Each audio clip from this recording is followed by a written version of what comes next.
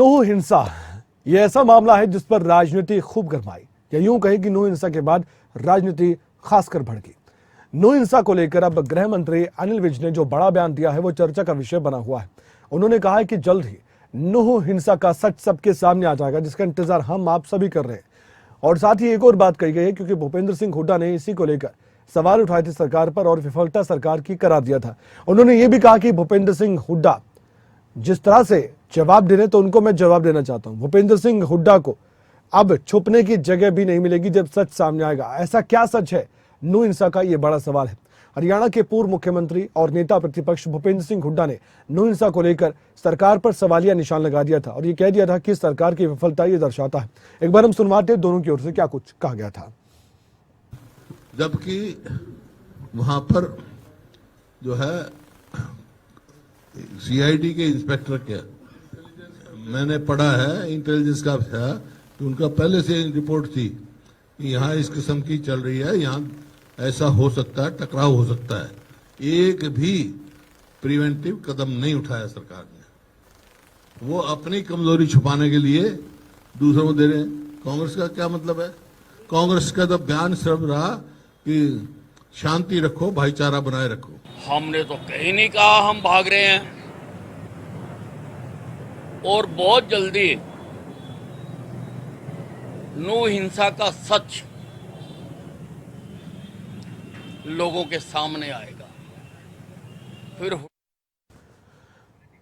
तो आप समझ सकते हैं कि इस समय जो राजनीति है वो नौ हिंसा पर क्यों इतनी ज्यादा हो रही है। अब ऐसे में क्या सच है जो सामने आने वाला है और भूपेंद्र सिंह हुड्डा छिप जाएंगे, ये सवाल भी बड़ा है। हमारे साथ वीरेंद्र चौहान साहब इस वक्त हरियाणा बीजेपी के कद्दावर नेता और प्रवक्ता जुड़ चुके हैं फोन पर, उनसे हम बातचीत करते हैं। वीरेंद्र जी, कल एक बयान सामने आया और उस बयान पर खूब चर्चा हो रही है। लगता है संपर्क टूट चुका है। एक बार फिर से उनसे जुड़ने का प्रयास हम करने जा रहे हैं, लेकिन जो बयान आपने सुना उस पर चर्चा बहुत है। लेकिन दीपेंद्र हुड्डा का एक बार बयान आपको सुनवा देते हैं नौ हिंसा को लेकर। अब दीपेंद्र हुड्डा ने भी पलटवार किया था। वार पलटवार का सिलसिला तो जारी है। कांग्रेस आम आदमी पार्टी को जिम्मेदार ओपी धनखड़ ने बताया था। एक बार ओपी धनखड़ का भी बयान सुनवाने का समय है। नौ हिंसा सरकार की विफलता दीपेंद्र हुड्डा बता रहे हैं, लेकिन ओपी धनखड़ क्या कह रहे हैं कि आम आदमी पार्टी और कांग्रेस इसके लिए जिम्मेदार है। ये भी एक बड़ा सवाल है कि क्या जिम्मेदारी वाकई में तय कर दी गई है। सुनिए। मेवात में भी जो बलवा कराया वो कांग्रेसियों और आप पार्टी वालों ने कराया, उनके वीडियोज हैं, क्योंकि वहाँ पर भारतीय जनता पार्टी का प्रभाव बढ़ता जा रहा था। जिला परिषद के चेयरमैन, वाइस चेयरमैन हमारे बने, सभी नगर पालिकाएँ हमने जीती, ब्लॉक समिति हम जीते, मुस्लिम भाई बड़ी मात्रा में पन्ना प्रमुख भी बन रहे थे।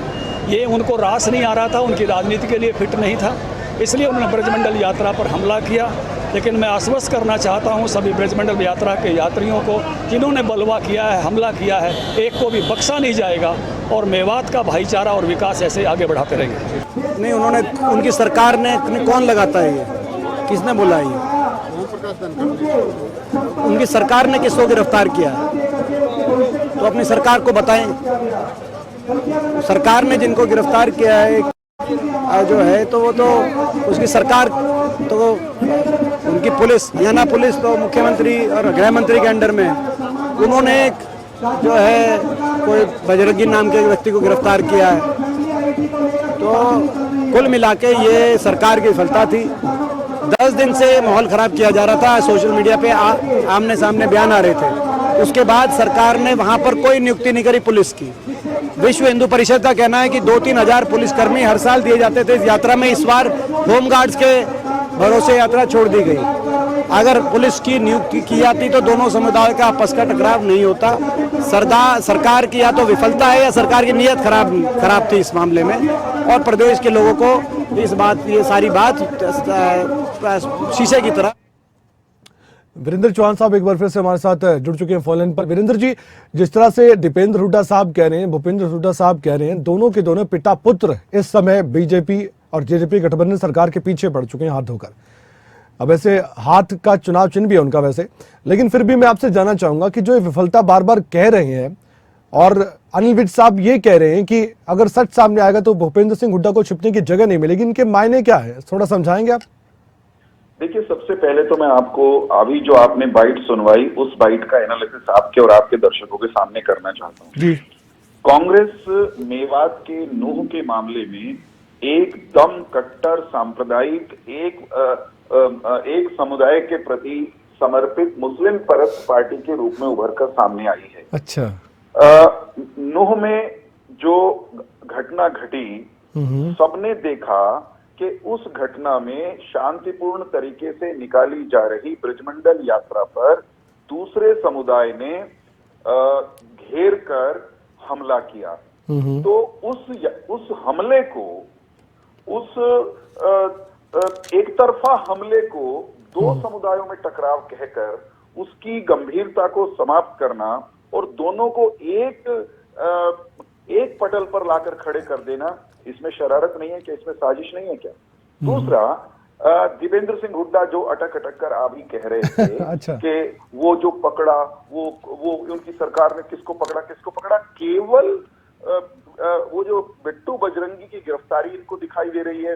बिट्टू बजरंगी ने कोई गलती की तो पकड़ दिया, लेकिन दंगा करने वाले जो सैकड़ों की संख्या में लोग पकड़े गए हैं, उनका जिक्र करते हुए भूपेंद्र हुड्डा कांग्रेस के प्रदेश अध्यक्ष, इनके मुंह में दही जम जाती है।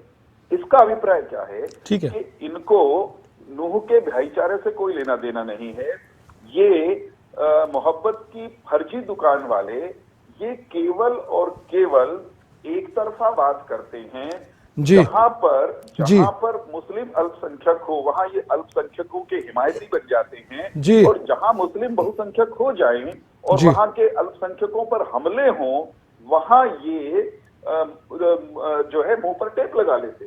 ठीक है। ये कांग्रेस का दोहरा चरित्र वहां पर उजागर हुआ है। एक बात। दूसरी बात ये जो नूह की हिंसा है वो अंधे को भी दिखाई दे रही है कि किसने की। वहां पर पुलिस प्रबंध नहीं थे। ये कहना कि होमगार्ड के हवाले वो यात्रा थी, क्या इससे बड़ा कोई झूठ हो सकता है? 900 से अधिक पुलिसकर्मी वहां तैनात थे, उसके बावजूद बहुत ऑर्गेनाइज तरीके से एक गहरे षड्यंत्र के तहत अनायासी घटना हो गई। अनिल विज जी ने साफ साफ कहा है कि हम जांच कर रहे हैं। जांच धीरे धीरे जैसे आगे बढ़ रही है, ऐसे तथ्य सामने आ रहे हैं जिन्हें जब उजागर किया जाएगा तो कांग्रेस के नेताओं भूपेंद्र सिंह हुड्डा समेत उनको उनके लिए मुंह छिपाना। मैं एक बार रिएक्शन ले लेता हूं। मेरे साथ कांग्रेस के प्रवक्ता भी जुड़े हुए हैं। वीरेंद्र जी, मैं आपको बीच में रोक रहा हूं। मनीष खटाना साहब जुड़े हुए हैं। जो आपने बात कही ना, इसी बात को मैं आगे बढ़ा रहा हूं। मनीष खटाना जी, अभी आपने सुना, एक तो बीजेपी कह रही है कि दोहरा चरित्र अपनाती है कांग्रेस पार्टी, दूसरा कि जो तथ्य सामने आ रहे हैं और जो सच सामने आएगा, अनिल विज जी ये कह रहे हैं कि भूपेंद्र हुड्डा को छिपने की जगह नहीं मिलेगी, जो ये कह रहे हैं कि भाग रही है सरकार जांच से। क्या कहना चाहेंगे मनीष खटाना साहब? सर, भूपेंद्र सिंह हुड्डा हरियाणा के लोगों के दिलों पे राज करते हैं।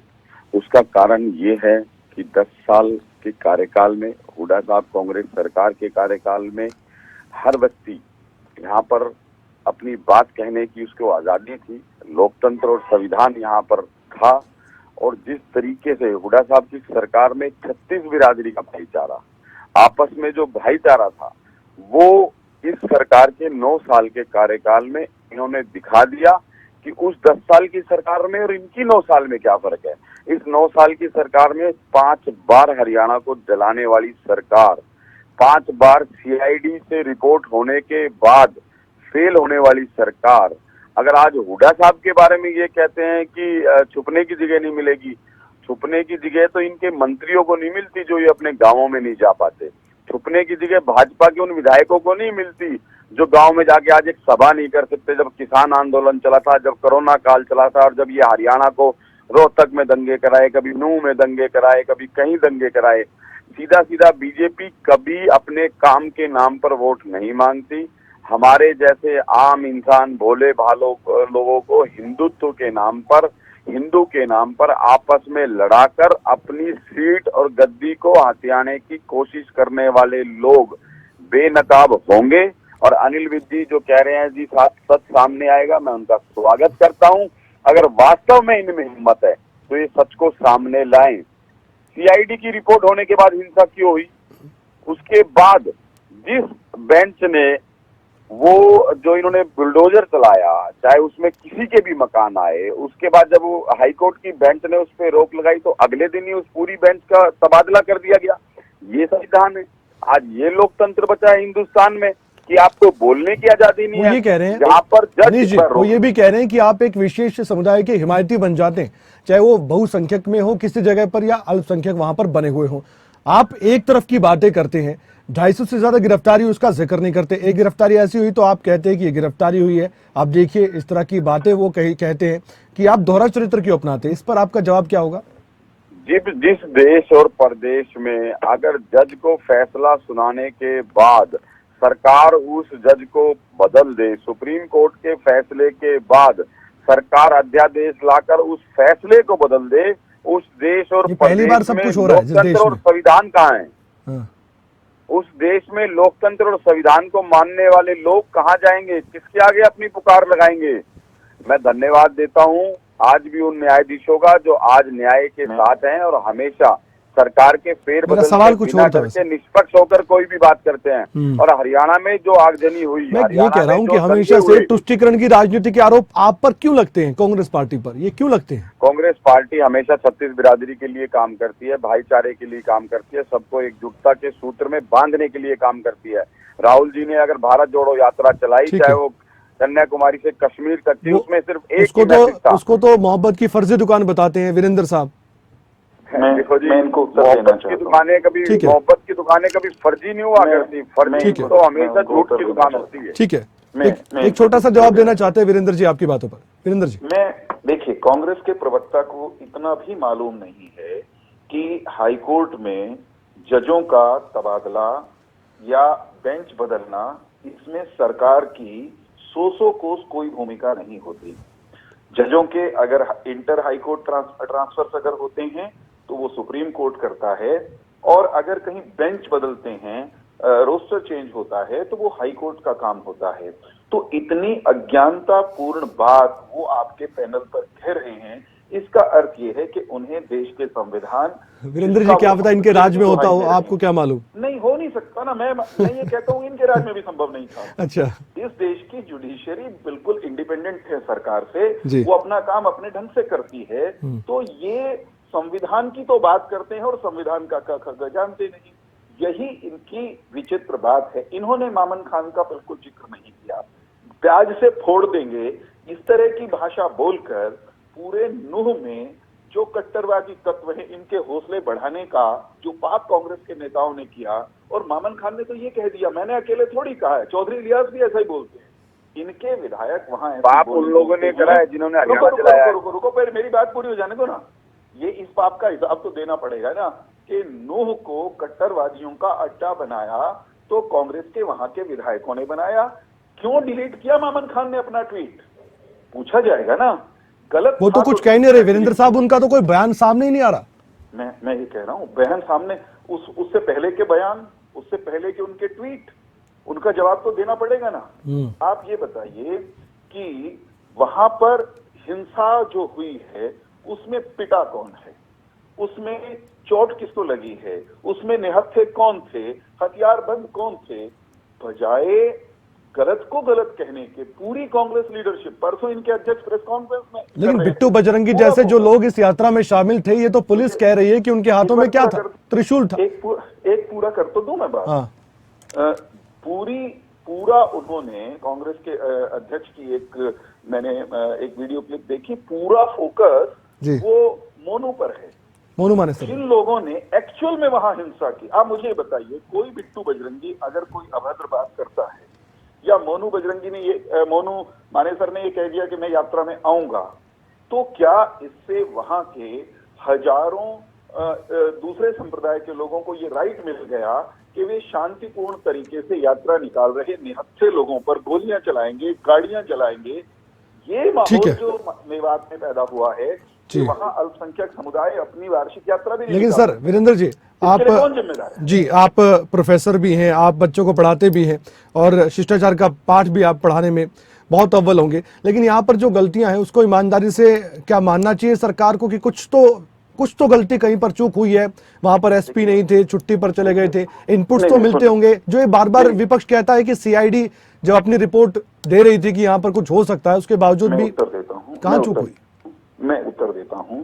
जब कोई ऐसी घटना होती है तो निश्चित तौर पर किसी को भी ये कहने का अवसर होता है कि कहीं ना कहीं चूक हुई होगी। और मैं भी इस बात को मानने के लिए तैयार हूं कि अगर मुस्तैदी और अच्छी बात है तो शायद हादसा टल सकता था। परंतु सवाल दूसरा भी तो है कि 900 पुलिसकर्मी तैनात होने के बावजूद अगर हजारों की संख्या में हमलावर वो योजनाबद्ध तरीके से इकट्ठा होकर के आ जाते हैं और वहां के अल्पसंख्यक समुदाय का जीना दूभर करते हैं, तो ये ज्यादा बड़ी चिंता। माफ कीजिएगा सर, बीच में रोक रहा हूं, समय की कमी है, मुझे यहीं पर इस चर्चा को विराम देना होगा। वैसे मनीष खटाना साहब के पास मैं जाना चाहता था, लेकिन समय इजाजत नहीं दे रहा। इस चर्चा को यहीं पर मैं रोक रहा हूँ। आप दोनों का बहुत बहुत धन्यवाद, आप हमारे साथ जुड़े और इस चर्चा में आप शामिल होकर ये बता रहे थे कि कहां पर चूक हुई है। और बड़ी बात, एक अच्छी बात यह है कि बीजेपी के प्रवक्ता यही मान रहे हैं कि थोड़ी चूक हो सकती है, लेकिन साथ ही ये भी उन्होंने कहा कि हमने पहले से तैनाती की थी, सरकार ने कोशिश की थी, लेकिन जो ये हादसा हो गया या ये साजिश हो गई या फिर ये जो भी आप कह लीजिए, जिस अपने अपने शब्द हैं सबके, ये होना नहीं चाहिए था, ये हम मानते हैं।